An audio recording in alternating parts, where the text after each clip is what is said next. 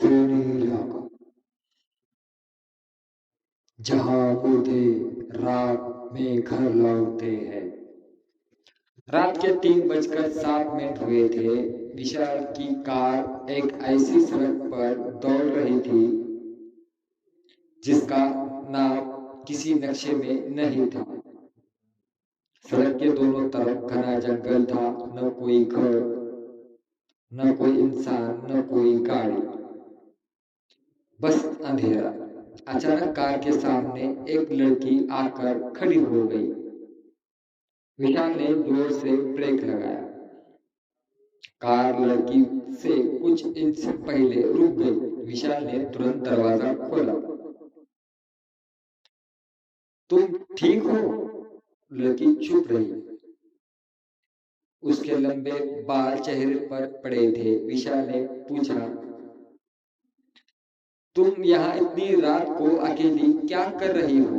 लड़की ने धीरे से सिर उठाया। उसके चेहरे पर आंखें नहीं थी।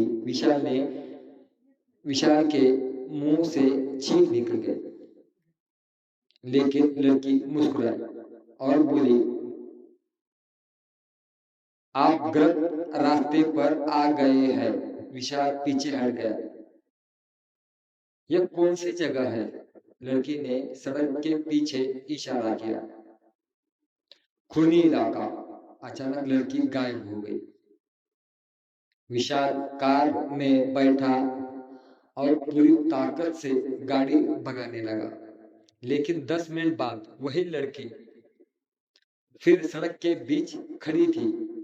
फिर वही लड़की, फिर वही जगह, फिर वही पेड़। विशाल को समझ में आ गया कि वह गोल गोल घूम रहा है। उसने मोबाइल निकाला। स्क्रीन पर कोई नेटवर्क नहीं था, लेकिन एक नया मैसेज आया। पीछे मत देखना। विशाल ने मैसेज पढ़ा। तभी पीछे की सीट से किसी की सांस लेने की आवाज आई। विशाल ने खुद को रोक लिया।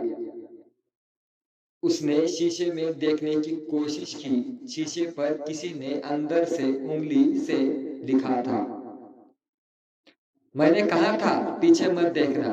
विशाल ने आंखें बंद कर ली। तभी पीछे से एक महिला की आवाज आई, विशाल। वह जम गया। तुमने मेरा नाम कैसे पता? तुम्हें मेरा नाम कैसा मालूम? कोई जवाब नहीं। फिर वही आवाज, विशाल। इस बार आवाज उसके कान के ठीक बिल्कुल पास थी। विशाल ने डर के मारे कार से छलांग लगा दी। वो जंगल में भागने लगा। भागते भागते उसे एक पुराना मकान दिखाई दिया।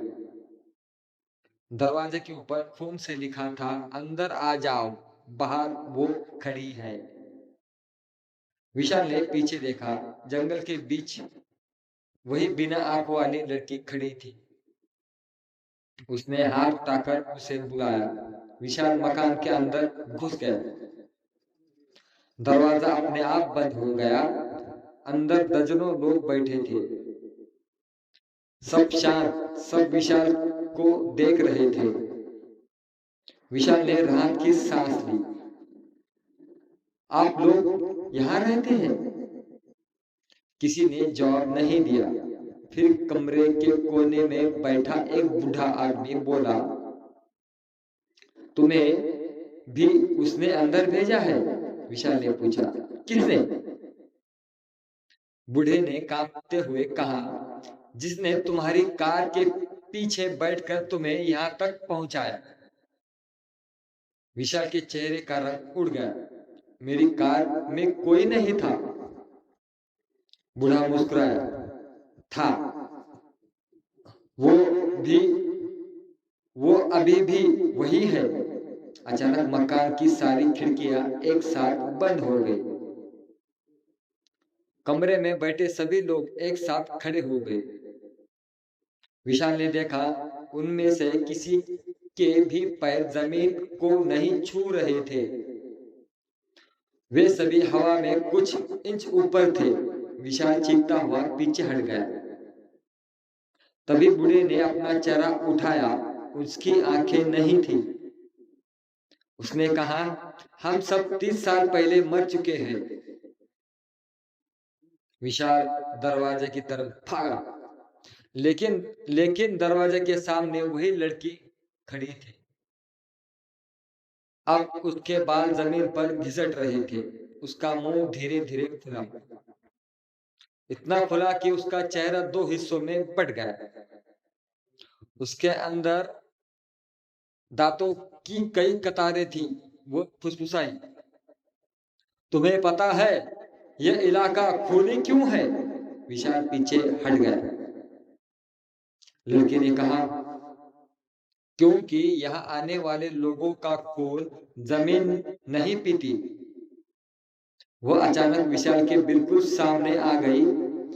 यहाँ की मिट्टी खुद जिंदा है।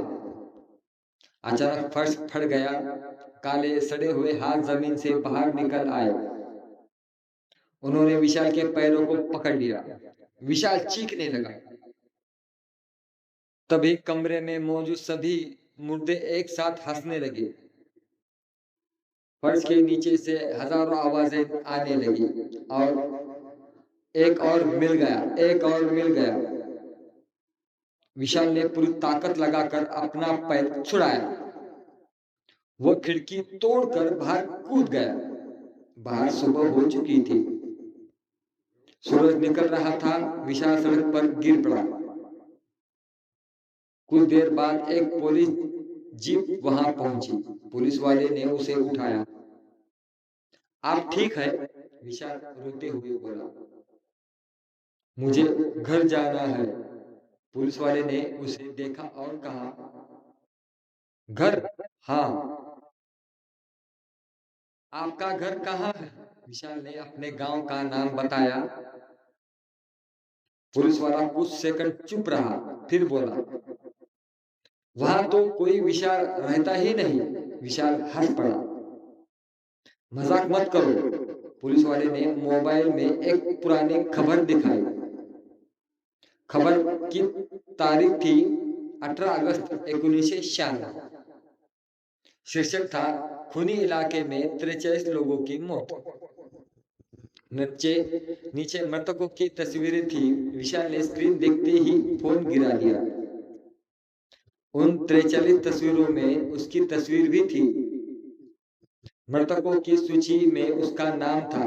विशाल पीछे हटने लगा। नहीं, ये झूठ है।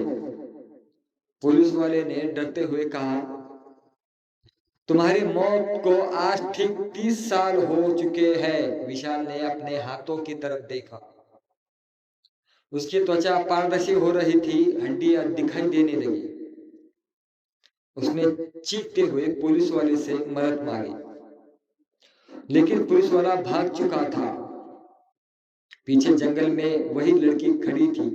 अब उसके चेहरे पर आंखें थी, लेकिन वो आंखें विशाल की अपनी आंखें थी। वो मुस्कुराई और बोली, अब तुम्हें याद आ गया कि तुमने उस रात हमारे साथ क्या किया था? विशाल के सिर में अचानक भयानक दर्द हुआ और उसे सब याद आ गया। 30 साल पहले वह भी इस इलाके में था, लेकिन वह शिकार नहीं था। वह उन 43 लोगों की मौत का कारण था और उन लोगों की आत्माएं 30 साल से सिर्फ एक चीज का इंतजार कर रही थी, विशाल का वापस आने का। अचानक जंगल से 43 मुर्दे बाहर निकले। सभी की आंखें विशाल पर थी। विशाल घुटनों के बल गिर गया। सबसे आगे वही लड़की आई। उसने विशाल के कान में फुसफुसाया, अब इस इलाके में तुम्हारी बारी है। अब इस इलाके में तुम्हारी बारी है। उस रात के बाद उस सड़क पर एक नया बोर्ड लगा दिया गया, रात के 3:07 के बाद यहाँ मत रुकना।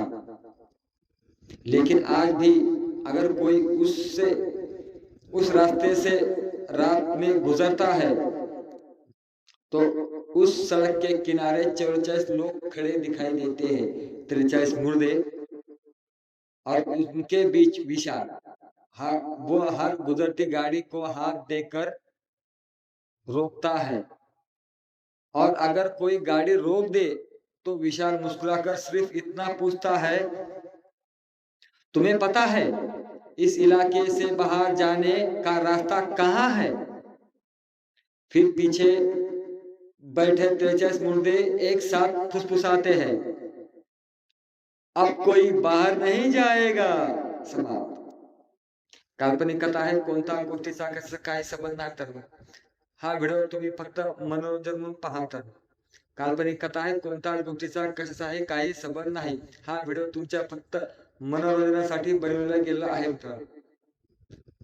कमजोर दिल के ना देखे, कमजोर मनाचे अजिबात पाहू नका। कृपया मित्रांनो, कमजोर मनाचे अजिबात पाहू नका। लाईक करा, सबस्क्राईब करा, कमेंट करा, शेअर करा। Bye bye.